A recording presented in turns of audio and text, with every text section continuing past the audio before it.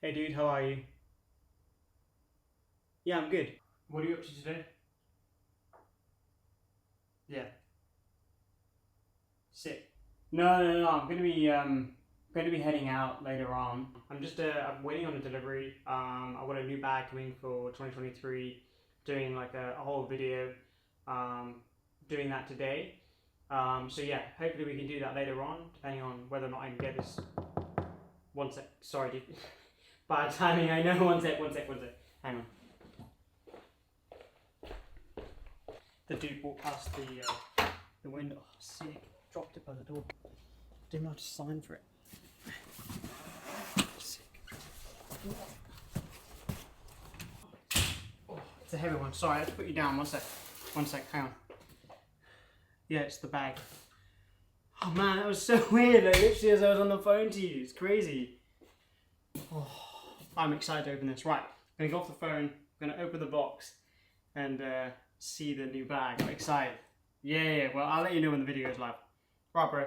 Alright, speak to you in a bit. Alright, bye. Oh, sick. I'm so excited for this. Oh, so heavy. Oh. Okay, we are going to run through what's in my camera bag and then we will look at the camera bag itself.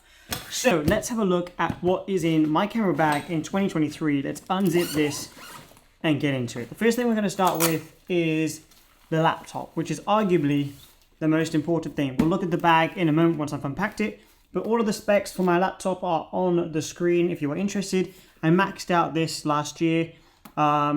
Never fails, it's great, it's fantastic. The camera that's currently recording is the Sony a7 IV with the 24-70 f2.8 G Master lens on my tripod, but I'll show you that setup after on. But in here, there's another two cameras, including my new camera for 2023, but we'll look at that in a moment. We'll start here with the 60-35 f2.8 G Master lens from Sony. Looking further in, we'll go into the 85mm.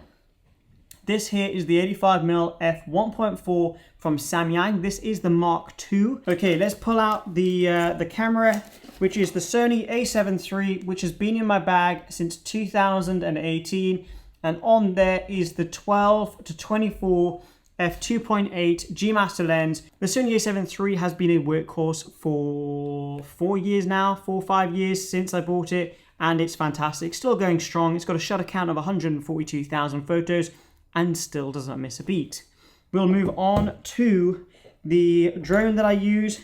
The drone that I currently use is the DJI Mini 3 Pro, which is this small but mighty beautiful drone that I highly recommend for you to use. Now, if you are getting into drone photography or filmmaking, then this is the drone for you because it's not too expensive, very high quality, and it's very easy to travel with. However, if you want to go into the more professional realm, then obviously the Mavic 3s, etc., are for you, but this is fantastic. The remote that I have is the standard one. I don't have the dedicated one with a screen. I use my phone. There's no real reason for that. It's just what I have. The microphones that I use for all of my video content, so this video and other videos, is the Sony what is it? The ECM B1M microphone, which is a shotgun mic that just plugs into the hot shoe via this on top of the Sony camera, and it works a charm. It's easy to travel with, it's small, compact, and fantastic. The chest harness that I use is the cheapest one from Amazon. For those that have asked for my POV videos, this is the cheapest one that you can find. So I'll link it below if you want the nice cheap version. The GoPro that I use is the GoPro 10 Black, which is this here. Is it gonna focus? This here, which is, it's been great. I haven't upgraded to the 11 because I haven't needed to. I don't think it was a need, but this is fantastic. A nice little accessory that I have for this, which is what I use for POV content over on Instagram or Reels or anything like that. I've added on a little mount on the side here that clips in to the mouth mount, and then there we go. Pretty self-explanatory. The mouth mount is fantastic if you do any sort of sport or you want to showcase more POV content from day to day, it's a great little add-on to have in your kit bag. We'll look at the filters I use. I have 2 filters in my bag. I have a CPL filter, which is from Polar Pro. That is a polarizing filter. It just cuts out those highlights when you're doing car photography, etc. Very useful to have, especially if you do landscape stuff as well. I'll do a whole video on that. This here is the Peter McKinnon VND Signature Edition 2. I use a VND for B-roll shots, etc. when I'm out shooting and I want to get the right shutter speed. I use a VND. This is a 2 to 5 stop, fantastic ND filter. Talking of ND filters and Polar Pro, I have ND filters here that I use from Polar Pro for my GoPro.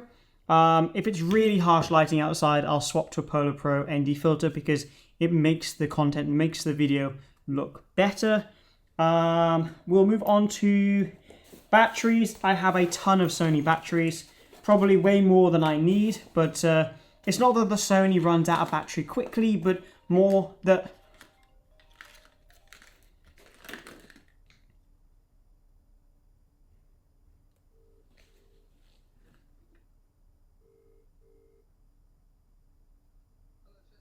Hi, who's speaking? Oh, hey Tim, how are you? Sorry I missed your call. I'm just doing a video about what's in my camera bag 2023. Yeah. No, so you want to know about PPA, Professional Photographers of America? Sure, dude. Yeah, so basically they have a ton of different things for you and other creators to use, different resources, and also you can get your gear insured through them up to $15,000.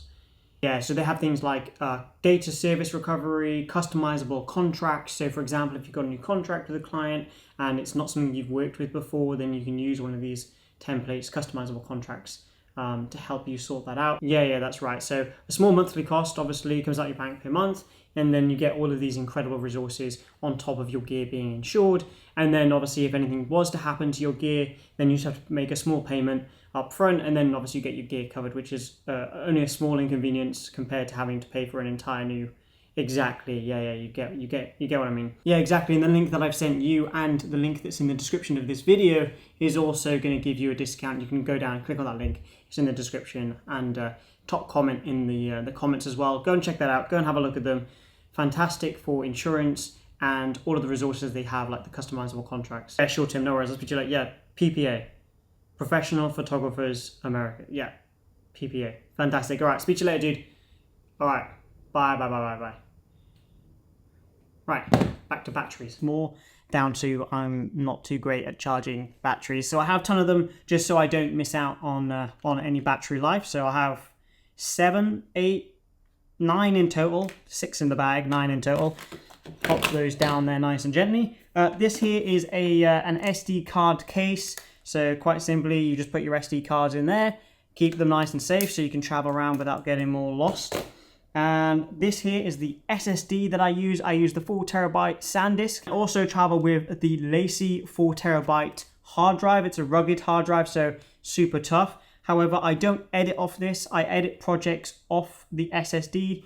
You should not be editing off a hard drive because moving components, non-moving components, moving components can break when being used excessively, less likely. Anyway, you get the idea. SSDs are better than hard drives. Moving on to the second to last item, which is probably something you should all have in your camera bag, which is this. This here is the Peak Design clip. It clips onto your strap or your belt, and you can just hook your camera on and off nice and easy, and it has a nice lock on the side so you can't accidentally unlock that. So in the description, that is not sponsored, but I've been using the Peak Design clip for 4 years now, 4.5 years, so highly recommend it. And finally, the new camera in my bag for 2023 is the Lumix S5 II.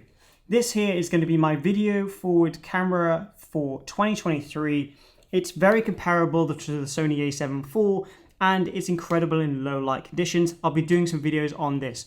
This here is a gifted unit. It's been given to me to keep for free from Lumix Australia. I will be doing some content around that, but this video is not sponsored by Lumix, but this is a gifted Lumix camera, and I'll be doing some content with Lumix going forwards. So let's have a look at the bag itself and how it all works. So what made me keen to work with Wandrid and why did I want the Wandrid bag?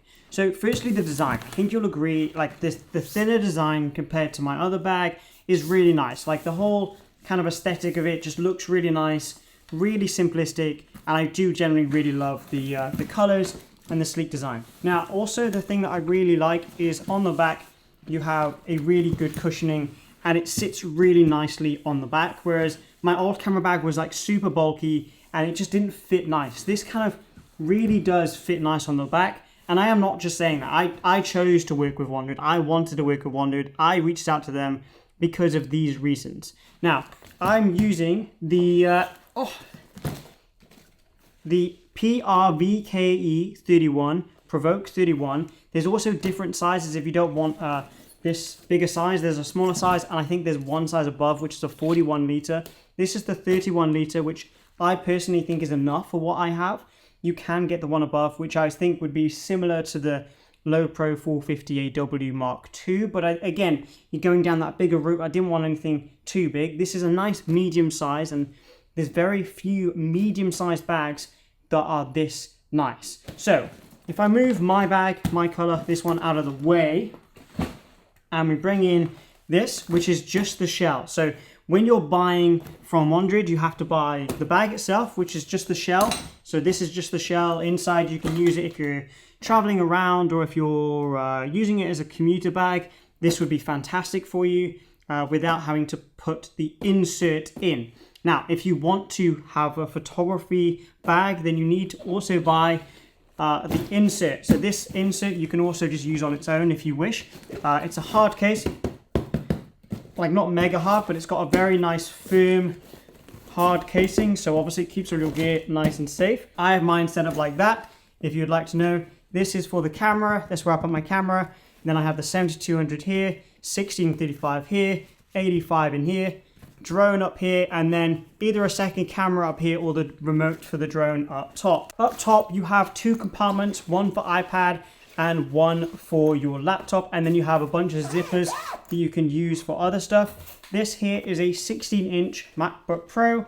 For example, you can see that nicely fits in top there and no issues at all, nice and snug. So comment down below, which one of these do you prefer? Do you think the black one looks better, or do you think this kind of creamy color looks better? They do have other colors. You can go and check them out in the website that I've linked below, along with all of the products that I've spoken about in this video. And also, this here is my hoodie, it's my merch, the Create More, Stress Less hoodies. They are down in the description if you'd like to go and buy one. They're on my website along with my presets, etc, etc. We're going to have a look at the hashtag OpticalWander over on Instagram, where you can show me the content you're creating and in turn inspire me and inspire others around the world. Now, before we do have a look at the hashtag OpticalWander, I just wanted to show you the tripod that I use, that I take on shoots with me. I, for a long time, was using a tripod that was good enough, but not the best that I could have. So I use the Vanguard 263 CB, and I will link this below. It's carbon fiber. It's a beast. It's fantastic. I've used it on car shoots. I've used it on other shoots, and look at it. It's quite big. It's not a travel tripod, but if you want a good tripod, I highly recommend it. Okay, like I said, all of the items that I spoke about in this video are linked in the description if you'd like to go and check them out, including the bag and all of the gear that I have in my camera bag for 2023. If you have any questions, of course, drop it down in the comments and I will answer them in due course. Okay, we're on the most recent. We're going to go down from here. This one here is a nice shot of some protests, some demonstrations going on. This one here, love the vibe. Look at the colors on that, it's really sick. And we'll do two more because I don't want to keep it too long. It's been a long video already. We'll go with this one, which is a nice kind of cinematic stadium shot. And we've got a set from a Porsche here, nice simplistic shots of a Porsche. Some New York ones going on. It's always super like inspiring to go through these, like this. Really love that, like that simplistic minimalist photo. And I always end up doing way more than I anticipate to because I just get lost looking through the content. We'll grab one more. We'll go over a landscapey shot, like this one. That's really nice. If you do want to get featured, you can use the hashtag OpticalWander down in your description on your caption, and you get a chance to get featured here. With all that being said, create more, stress less, and I'll see you in the next one. This last 20 seconds of the video, you can either go and watch this one here, or you can go and watch this video here, or alternative, just subscribe, hit the notification bell so you get notified every time I do upload. I've got some videos coming with the Lumix this week. I've got some new lenses coming with that from Lumix Australia, so I'm excited to show you that. So subscribe so you get notified when that does upload.